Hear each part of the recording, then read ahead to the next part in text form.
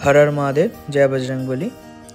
21 जुलाई सकालबेलाয় 3:15 नागाद বেরিয়ে গেছিলাম মা আমি আর দাদা মিলে এয়ারপোর্টের উদ্দেশ্যে। আমাদের গন্তব্য ছিল কলকাতা টু ইন্দোর।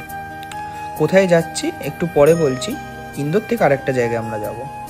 তো ফার্স্টে এয়ারপোর্টে ঢোকার পর লাগেজ চেকিং, তারপরে যেইগুলো ফর্মালিটিস থাকে সিকিউরিটি চেকিং করার পর আমাদের বাস দিয়েছিল। বাস নিয়ে তারপরে আমাদেরকে প্লেনের সামনে নিয়ে আসলো। প্লেনে আমরা উঠলাম, প্লেন টেক অফ করলো একদম কারেক্ট টাইমে।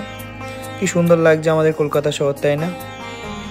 আমাদেরও বেশ ভালোই লাগছিল, মানে সব কিছু কীরকম ছোট্ট ছোট্ট লাগছে দেখে। ওই যে ইডেন গার্ডেন। তারপরে একদম কারেক্ট টাইমে 11:55 আমাদেরকে নামিয়ে দিল ইন্দোর এয়ারপোর্টে। আসলে আমাদের মিডিল একটা লেওভার ছিল, তার জন্য।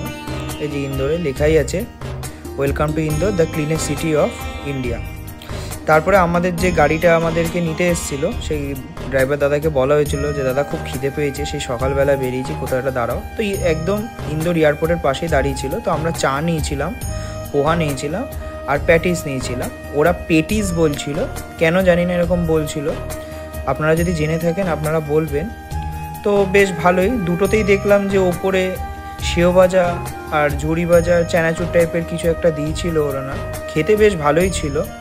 দাদাকে বললাম কেমন লাগে, দাদা বললো হেভি লাগছে। আমার তো প্যাটিসের থেকে পোহাটা বেশি ভালো লেগেছিলো। এই যে নামটা ছোটিকা রেস্টুরেন্ট লেখাই আছে, এখানে আমরা দাঁড়িয়েছিলাম। বেশ ভালোই, ইন্দোরের পাশে। আপনারা যদি খেয়ে থাকেন আপনারাও জানাবেন যে আপনারা ওখানে খেয়েছেন কিনা। আর রাস্তায় যেতে যেতে দেখছিলাম কত লোক বাঁক নিয়ে যাচ্ছে। আচ্ছা, তো এখন বলি আমরা কোথায় যাচ্ছি। আমরা ইন্দোর টু উজ্জয়ন যাচ্ছি বাবা মহাকাল কি নগরীতে।